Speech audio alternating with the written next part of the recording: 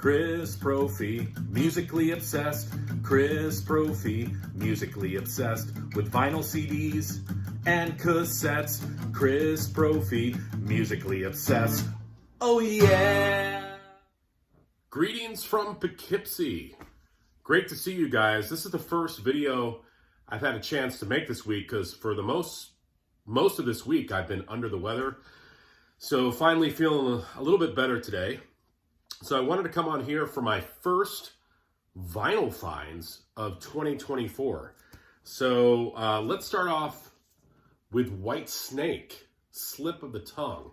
This, of course, was the album that followed the phenomenal self-titled record with all those hits.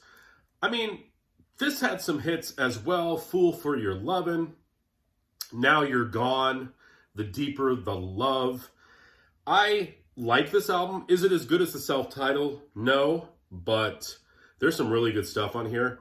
And I love the song Sailing Ships, the last tune. I could kind of do without Kitten's Got Claws.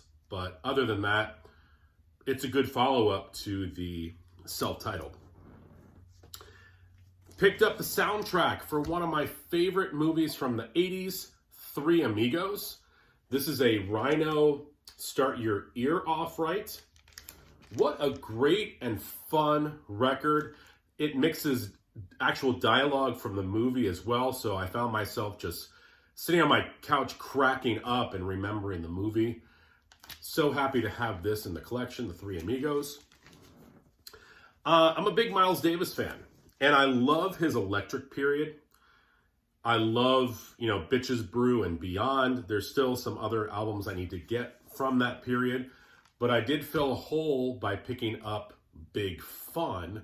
What a great, great record. This followed Bitches Brew. This is on the Columbia label. And, if you liked Bitches Brew, if you like Electric Miles, you're going to like this. It's long songs. Very funky at times, droning bass, weird sounds kind of coming in and out, fills the room with this sort of atmospheric jazz, for lack of a better word. But if you're into that kind of stuff, really cool. It's definitely not traditional jazz, and I think that that's where some jazz traditionalists probably had issue with it. But it turned a whole new generation on to jazz, and I personally love his electric period, so happy to have Big Fun in the collection.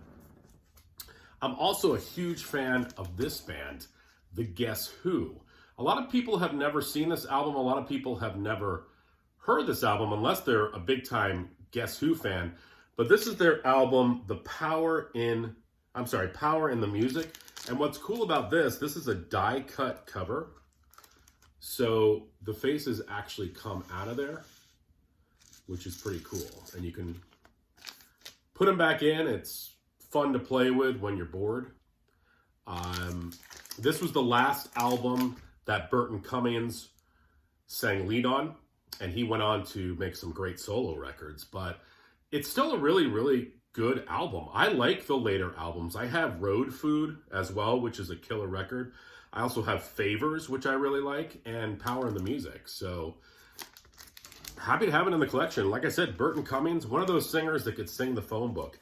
And lastly, I'm going to cover the cover of this album because if there are kids watching, it's a little risque. But we have Danzig's Black Aria 2, and this happens to be the album that followed Black Aria 1. And if you're familiar with Danzig, these albums are not going to sound familiar to you because they're all instrumental. But I love it that Glenn took a chance, got really creative. This happens to be on this splatter vinyl. So happy to have Black Aria 2 in the collection. That's what the back looks like. I now have it on CD, cassette, and vinyl. So I guess if they release it on 8-track, I'm going to have to pick it up. All right, everyone. I've had a lot of fun. I've been watching a lot of the vinyl tag videos. I met a lot of new people So greetings to everybody. Everyone's videos are great. I love the vinyl tag because I've been learning so much about your collection. So if you haven't had a chance to watch my vinyl tag video and you're watching this video right now, I'd appreciate it if you head over and watch that video too. But enjoy the rest of your week, everyone. Bye.